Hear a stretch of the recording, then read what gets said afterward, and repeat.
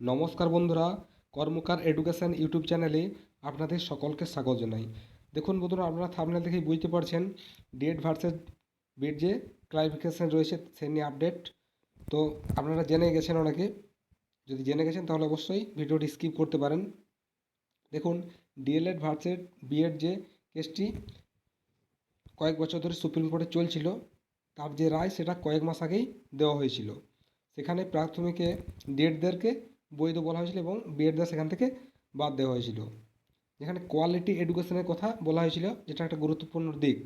তারপরে বন্ধুরা, এই রায় কবে থেকে লাগু হবে তা জানার জন্য আবার একটি ক্লারিফিকেশন কেস সেটা করা হয়।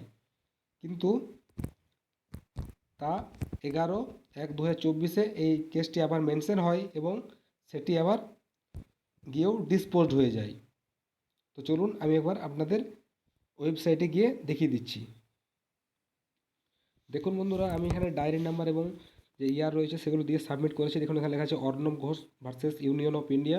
এখানে যে ডায়েরি নাম্বার সেখানে দেখুন কেসটা রয়েছে ডিসপোজড, অর্থাৎ এটা ডিসপোজ করা হয়েছে।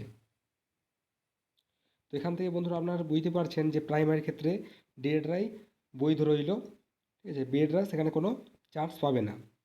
তো ভিডিওটি এই পর্যন্ত ছিল। ভিডিওটি যদি ভালো লাগে তাহলে অবশ্যই একটা লাইক করবেন এবং কমেন্ট করে জানাবেন কেমন লাগলো, এবং পরবর্তী যে ভিডিওগুলো পেতে অবশ্যই চ্যানেলটিকে সাবস্ক্রাইব করে নেবেন, ঠিক আছে। শেষ পর্যন্ত দেখার জন্য আপনাদের অসংখ্য ধন্যবাদ জানাই।